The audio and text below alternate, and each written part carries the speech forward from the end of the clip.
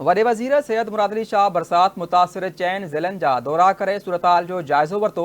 संदसि चवणु आहे त सिंध में मौसमियात खाते जी अॻकथी खां वधीक बरसातूं पयूं। वफ़ाक़ी हुकूमत वटि सिंध लाइ फंड न आहिनि, जंहिं ते एहतिजाज कयां थो। वॾे वज़ीर सैयद मुराद अली शाह लाड़काने जे मोरिया लूप बंद ऐं नएं देरे वेझो आकिल आगाणी बंद जो दौरो करे जाइज़ो वरितो।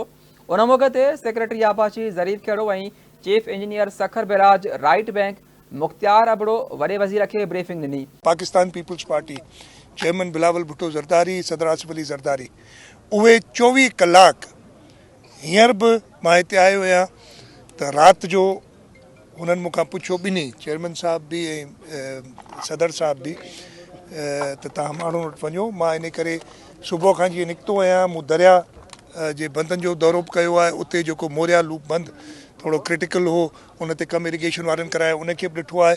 हिते बंदनि जी मुआइनो कयो आहे। पर जीअं मां तव्हांखे ॿुधायो त मूंखे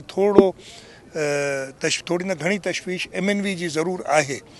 त अलाह साईं ख़ैर करे, अगरि पाणी को घणो थो अचे त शायदि MNV प्रॉब्लम ॾे। ऐं प्राइम मिनिस्टर सां बि ॻाल्हाईंदुसि त इन ते घटि में घटि, हींअर मूंखे अफ़सोस थियो, मां चयो जॾहिं हिते मूंखे माण्हुनि ॿुधायो त भाऊ जेकी कड़ हुनजी कमज़ोर आहे, उतां पाणी ओवरटॉप करे लीक करे असांजा फसल तबाह करे, चवनि त भाऊ हुते मिशनरी पहुचायो, त उन्हनि वटि हींअर मिशनरी पहुचाइण जो तरीक़ो ई वफ़ाक़ वटि कोन्हे। मूं जाम ख़ान शोरे साहब खे चयो आहे, हिते मुख्तियार अबड़ो साहब वेठो आहे, चीफ इंजीनियर सेक्रेटरी इरिगेशन ज़रीफ़ आहे हिते खेड़ो साहब, उन्हनि खे चयो आहे त हू वफ़ाक़ जे ख़र्च ते इमीडिएटली उते मशीनूं पहुचाइनि अॼु, त उन्हनि कड़नि खे मज़बूत कजे, माण्हुनि जी फसलुनि जो जेतिरो बचाव थी सघे उहो कजे। उन मौक़े ते मीडिया सां ॻाल्हाईंदे वॾे वज़ीर सैयद मुराद अली शाह जो चवणु हो त मौसमियात खाते जी अॻकथी खां वधीक बरसातूं पयूं आहिनि। हुन चयो त बरसाती नालनि में ॿोॾि सबबि बहिराड़ी वारे इलाइक़नि जो शहरनि सां राब्तो कटिजी वेंदो आहे, पर मीडिया ते कुझु वधीक ई गौर कयो पियो वञे। इस वक्त मैं मंछुर के अड़ल हेड रेगुलेटर पे खड़ा हूँ। आपको सबको पता होगा 2022 का जो फ्लड आया था इधर, आप लोग शायद बाकी तो छोटे हैं, 2010 याद नहीं होगा काफ़ी लोगों को, लेकिन 2022 का फ्लड आप सबको याद होगा। यहाँ से हमें ब्रीच करना पड़ा था, इसलिए कि ऊपर पानी दरिया नहीं ले रहा था। इंशाल्लाह ताला अब हमने ये जो इधर ये स्ट्रक्चर है पीछे आप देख रहे हैं, ये तकरीबन तैयार है। पहले इसकी कैपेसिटी 10,000 क्यूसिक थी, अब 52,500 क्यूसिक्स इसकी कैपेसिटी है। इसके साथ साथ हमने दानिस्तर की कैपेसिटी भी बढ़ाई है, 3,500 से 6,500 की है। और अड़ल टेल के ऊपर भी जो रेगुलेटर है उसकी भी कैपेसिटी बढ़ाएंगे, कोशिश यही होगी। लेकिन ये सब डिपेंड करता है, जैसे इस वक्त हम अभी खड़े हैं तो मंछुर का लेवल 114 है और दरिया का लेवल 115 है, तो मंछुर से पानी हम दरिया में निकाल नहीं सकते। उम्मीद ये है कि 10 सितंबर तक या उससे कुछ पहले उम्मीद है कि दरिया का लेवल नीचे हो जाएगा और हम मंछुर से पानी निकाल सकेंगे। इस वक्त कोई ऐसी तशवीश की बात नहीं है, लेकिन जैसे मैंने कहा अगर बरसातें ज़्यादा आ गई तो हम उसके लिए इंसानी हद तक तैयार हैं। वॾे वज़ीर मुराद अली शाह जो चवणु हो त 25 ऐं 26 अगस्त ते बरसातुनि जो ॿियो स्पेल अची रहियो आहे, जंहिंजो जाइज़ो वठणु निकितो आहियां। असां पंहिंजी आवाम खे कॾहिं बि अकेलो न छॾींदासीं। सैयद मुराद अली शाह हमल ॾियण जो पिणु दौरो करे सूरतहाल जो मुआइनो कयो। उन मौक़े ते आबाशी वारे सूबाई वज़ीर जाम ख़ान छोरो खेसि ब्रीफिंग ॾिनी। वॾे वज़ीर KN शाह पहुची MNV ड्रेन, जॾहिं त फरीदाबाद में सुप्रियो ऐं FP बंद जो पिणु दौरो करे जाइज़ो वरितो।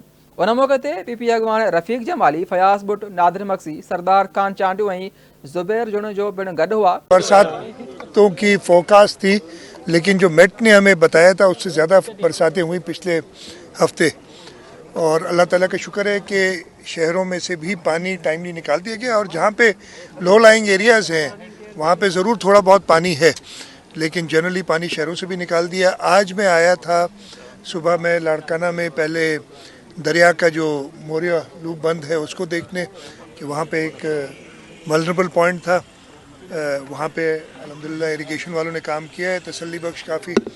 उसके बाद में FP बंद, MNV ड्रेन, सुप्रियो बंद, और आखिर में मैं मंछुर कंटेनिंग बंद जो है हमारा, इन सब का दौरा मैंने किया है।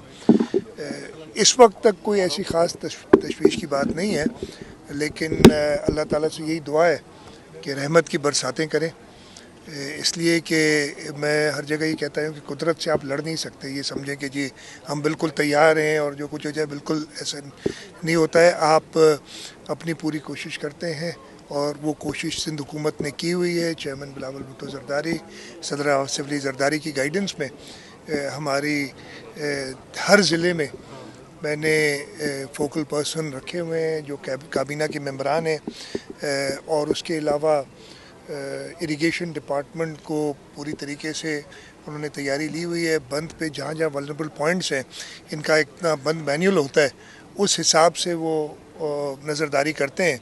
اس کے ساتھ ساتھ ہماری جو پی ڈی ایم اے ہے, پروونشل ڈیزاسٹر مینجمنٹ اتھارٹی اور ریلیف ڈپارٹمنٹ, انہوں نے بھی اپنے سٹاکس وغیرہ رکھے ہوئے ہیں. اللہ نہ کرے کوئی ایسی ضرورت پڑے تو وہ جلدی سے موبلائز ہو سکتے ہیں.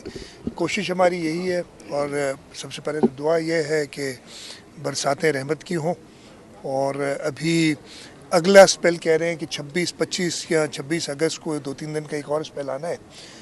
ہماری کوشش یہ کہ اس وقت تک ہم جتنا پانی نکال سکتے. सैयद मुराद अली शाह 7 जे मंशर ढंढ जे 0 पॉइंट ऐं अडल वाह रेगुलेटर जो दौरो करे अडल वाह ते ठहंदड़ पुलिन जो कमु जल्द मुकमल करण जी हिदायत कई. उन मौक़े ते मीडिया सां ॻाल्हाईंदे संदसि चवणु हो त सिंध हुकूमत बरसातुनि जे हवाले सां इंतज़ाम मुकमल करे वरिता आहिनि. हुन चयो त मंशर ढंढ जा बंद मज़बूत आहिनि पर MNV ड्रेन मां ख़तरो आहे. MNV ड्रेन 2022 में घणी तबाही मचाई हुई. संदसि चवणु हो त वफ़ाक़ी हुकूमत वटि सिंध लाइ फंड न आहिनि, जंहिं ते आऊं एहतिजाज करियां थो. वफ़ाक़ी हुकूमत खे सभ खां पहिरीं सिंध जे आवाम जो ख़्यालु रखणु घुरिजे.